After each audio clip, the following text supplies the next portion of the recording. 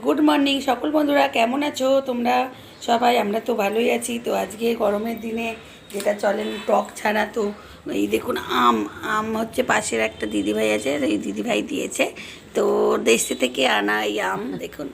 আর এই আমটা হচ্ছে আমার মা কেটে নিচ্ছে এইরকম করে করে। দেখুন এটাকে কি বানাবো? আচার। আমার আচার আর কাসুন্দি, যাই হোক এখনও বানানোর এখনও হয় না, মানে কাসুন্দিও বানাতে পারি, আবার আমগুঁড়ো বানাবো, আবার কি আম তেল বানাবো।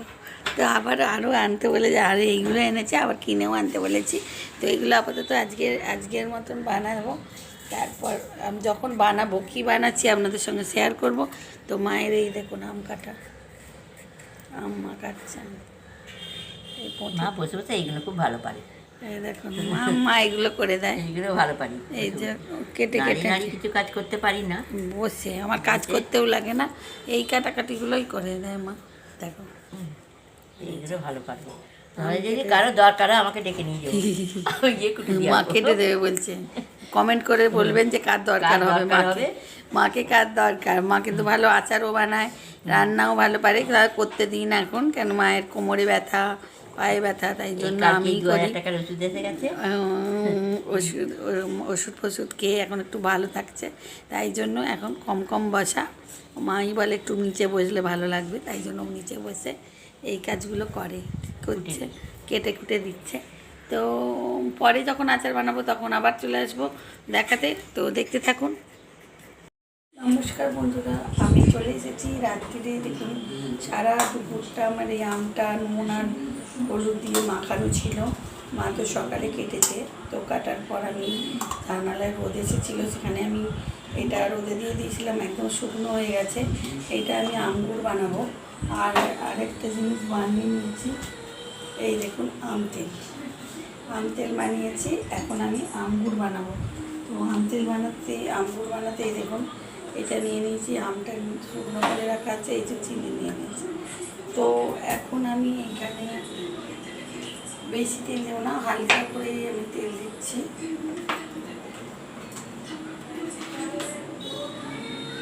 তো দিয়ে দেবো 5 ফোড়ন, বেশি তেলটা দেবো, 5 ফোড়ন বেশি হলে ভালো লাগে।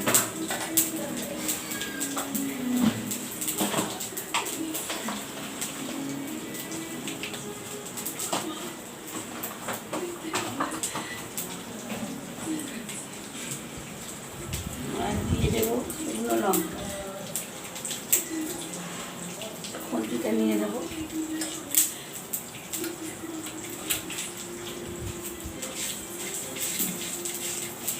নেড়ে চেড়ে দেবো, বেশি তেল দেবো না, বেশি তেল দিলে গন্ধ বেরোবে। তেল কটা অনেকদিন রেখে দিলে তেল কটা গন্ধ বেরোবে। এ দেখুন আমটা দিয়েছি, একটু ভেজে নেবো।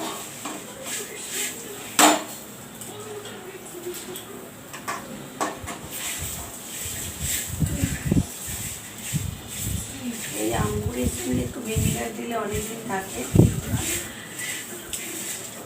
আমি বেশি দিন রাখবো না, তাই জন্য ওসব দেওয়ার কোনো প্রয়োজন নেই।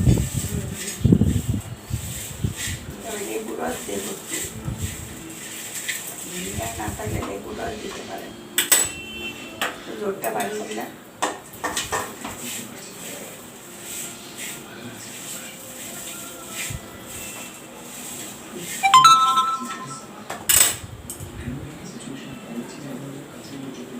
চিনিটার মধ্যে একটু জল দিয়ে আগে থেকে ভিজিয়ে দিচ্ছি, দেখুন তো একটুখানি ভিজে যাবে এটা।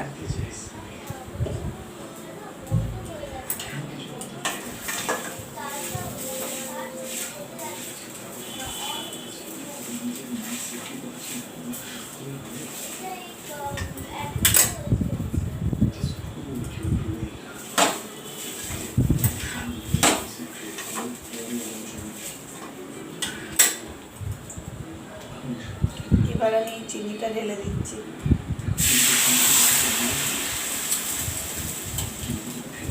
আর একটু জল দিয়ে দেবো।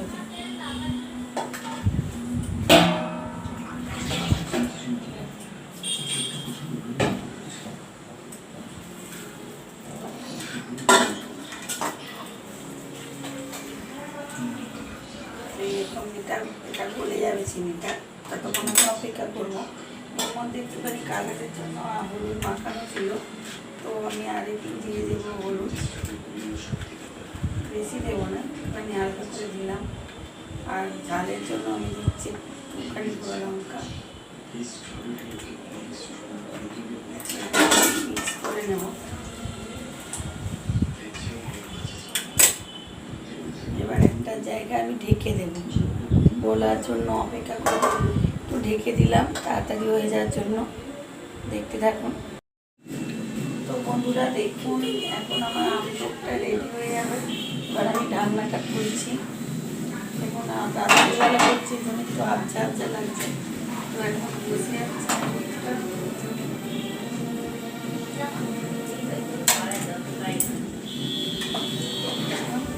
মেরে দিচ্ছি, বসে বসে খাচ্ছিলাম, খুব সুন্দর হয়েছে। দেখুন জায়গাটা তো অসুবিধা হচ্ছে।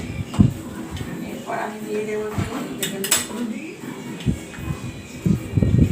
নুন দিয়ে দিচ্ছি। নুন তখন দেওয়া হয়নি, এই জন্য একটু নুন দিয়ে দিচ্ছি।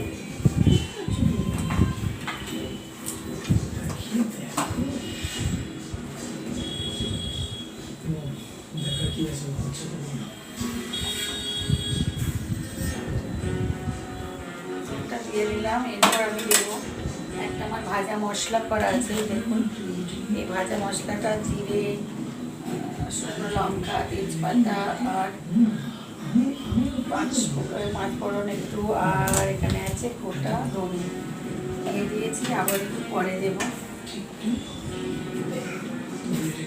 এরপর আমি গ্যাস অফ করে দেবো। তারও আগে আমি দেবো চিলি ফ্লেক্স, এর মধ্যে করা আছে।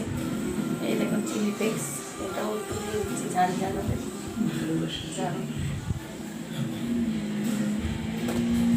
তো দেখতে থাকুন।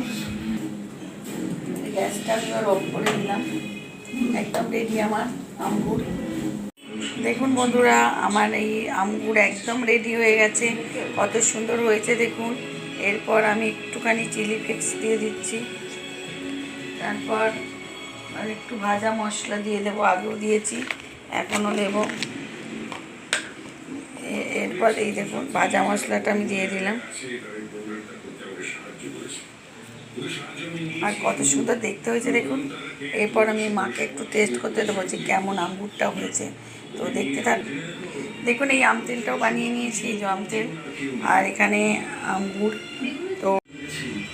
তো মা এখন খাবে, খেয়ে দেখবে যে কেমন হয়েছে। দেখো মা কেমন হয়েছে। রাত্রিবেলা তো ওই জন্য স্ট্যান্ডে রেখে ঠিক হচ্ছে না, তাই জন্য মাকে ধরছি। হ্যাঁ বলছি খুব সুন্দর, খুব সুন্দর হয়েছে। ঝাল ঝাল, টক টক, মিষ্টি মিষ্টি, আর কালারটাও দারুণ হয়েছে বন্ধুরা। যদি পারেন একবার, এখন তো আমের সিজন চলছে, তো আমগুড়টা এইভাবে বানিয়ে নেবেন, দেখে নেবেন কীভাবে